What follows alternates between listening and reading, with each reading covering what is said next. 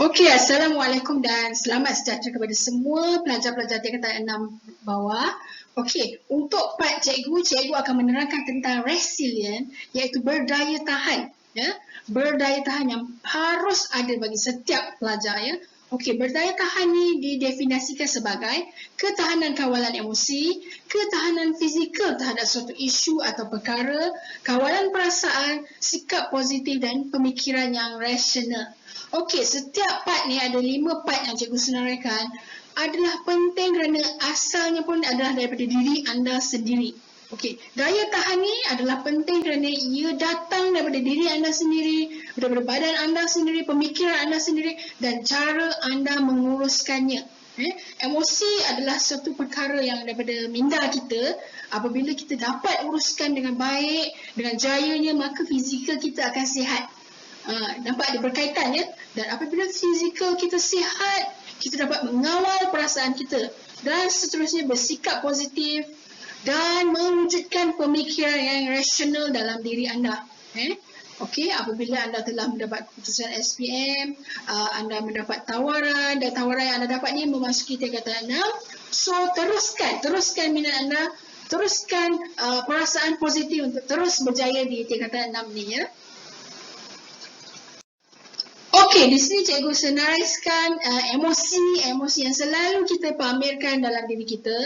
Okey, first of all ialah di mana kita akan wujudkan rasa gembira. Ni happy smile, happy face ya. Okey, seterusnya kita ada rasa sedih. Ya, kita sedih dengan sesuatu perkara ya.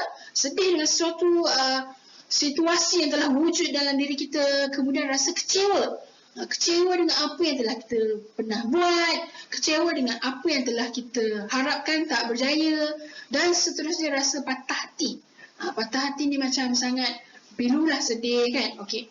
Emosi yang cikgu nyatakan ni adalah major emotion ya, di mana emosi yang utama dipaparkan oleh manusia. So perasaan gembira ni ada dalam diri kita bila kita dapat sesuatu perkara yang menggembirakan, sesuatu perkara yang memberikan rasa yang seronok dalam diri kita. Kemudian sedih ni mungkin cikgu tak nak elaborate banyak lah sebab kalau cikgu elaborate banyak nanti kamu terdengar juga benda-benda sedih nanti. Sedih ni contoh kehilangan ya, ataupun sesuatu yang kita usahakan tu sukar untuk dapat kejayaannya. Kecewa pula bila kita dah berusaha, dah gigih buat yang terbaik, kita kurang mendapat keputusan yang bagus, kita kurang mendapat apa yang kita impikan dan kemudian patah hati ni okay, most of you teenagers selalu kita cakap patah hati ni percintaan kan, mesti ada boyfriend, ada girlfriend semua ni ada. Kalau tak ada tak apa, no problem, tak ada masalah. Patah hati ni macam kekecewaan campur kesedihan. Kita kalau boleh elakkan daripada rasa patah hati ni kerana patah hati ni nanti akan ganggu kesihatan dan pemikiran kamu. So apa jua perkara pun ya, kalau kita buat, gembira ni adalah paling penting. Gembira ni memberi kesihatan badan yang baik, pemikiran rasional, pemikiran yang positif kepada diri kamu ya. Okey, di sini cikgu nak nyatakan apakah itu pengurusan emosi.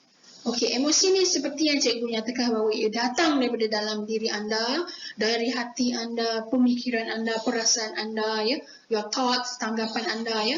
Okey, pengurusan emosi bukan bermakna menafikan kewujudannya ataupun tidak mengendahkannya, tetapi mengakui dan belajar menguruskan emosi anda. So, kalaulah berlaku sesuatu perkara yang sedih ya, kita tidak boleh terbawa-bawa perasaan sedih tu ya, belajar-belajar. Seperti kamu sedih sangat sampai kamu tak nak makan, tak nak minum, tak nak keluar daripada bilik, tak nak bercampur gaul. So it affects your health, your mind ya. Okey, bila kita tak nak makan, tak nak minum, kita kurang makanan, kurang minum dalam badan kita, bermaya tak? Tak kan? Bila tidak bermaya, pemikiran boleh fikir dengan rasional? Tidak ya. Pemikiran akan terbawa-bawa dengan perasaan sedih. So kita jangan biarkan emosi yang sedih, kecewa tu mempengaruhi kita. That's why kita kena pandai menguruskan emosi supaya anda mempunyai minda yang sihat. Okey, seterusnya mengawal perasaan dan tindak balas reaksi. Di mana perasaan kamu kawal. Kamu jangan keterlaluan. Seperti kalaulah ibu bapa kamu tegur kamu, tidak elok buat sesuatu perkara ataupun sesuatu sifat, sikap seperti malas kan, kamu jangan marah. Sebaliknya kamu diterima ia dengan hati yang terbuka dan positif. Okey. Kemudian memilih bagaimana untuk bertindak balas kepada sesuatu situasi kejadian dalam kehidupan seharian, dengan cara tidak melakukan diri sendiri dan mengancam orang lain dan persekitaran. Okey, ni cikgu nak elaborate. Okey, so contohnya bila kamu rasa sedih dengan pencapaian keputusan kamu, kamu rasa nak marah kan dengan diri kamu, tetapi adakah patut kita buat sesuatu yang mencederakan diri kita?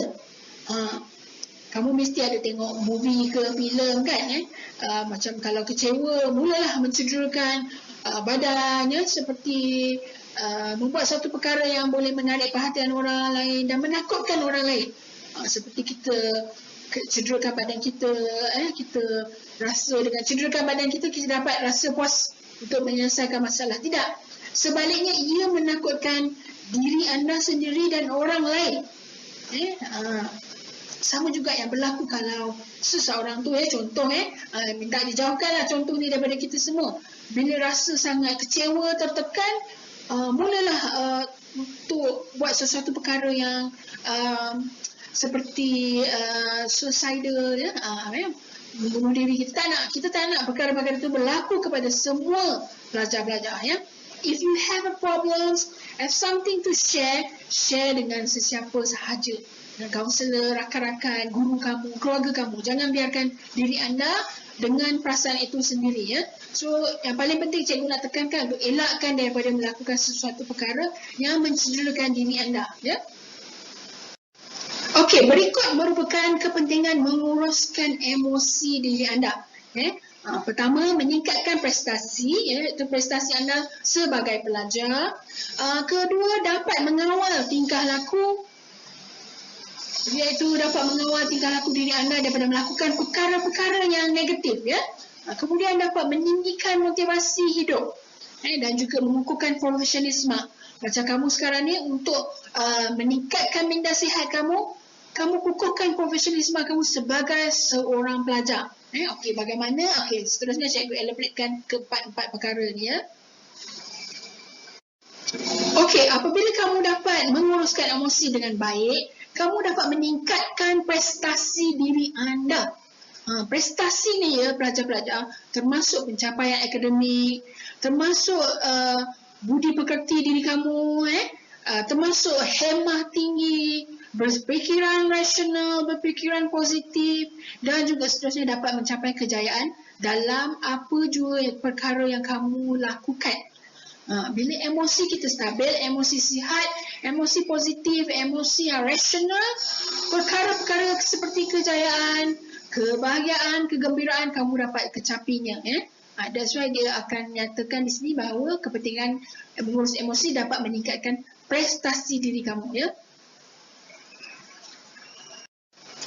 Seterusnya, dapat mengawal tingkah laku. Okey, contohnya kita sedia maklum, sebelum ni kita PKP, cuti lama, kita bersama dengan ahli keluarga kita dalam rumah. Kita tak ke mana-mana.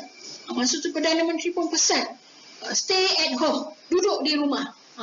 Bila duduk di rumah, ada adik-beradik kita, ada saudara-mara kita, ada ibu bapa kita, kadang-kadang ada juga kan berlaku sedikit keselisihan faham kan. Tapi adakah ia perlu dibiarkan? Adakah ia berlarutan? Kamu mesti nak baik kan dengan semua adik-beradik kamu. Macam contoh ni kan, marah adik dia dekat kakak dia, tarik rambut. Tindakan tu tindakan di mana tidak dapat mengawal tingkah laku. Bila dah tarik rambut, sakit kan? Cedera kan? So sama juga seperti pelajar-pelajar semua, dalam menguruskan emosi, kawallah tingkah laku supaya kita dapat melakukan satu perkara yang positif.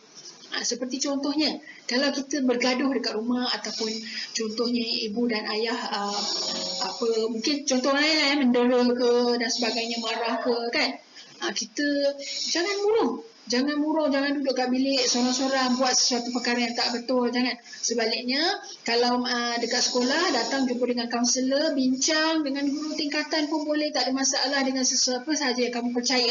Bila kita bincang, kita dapat solusinya. So, dapat kawal tingkah laku.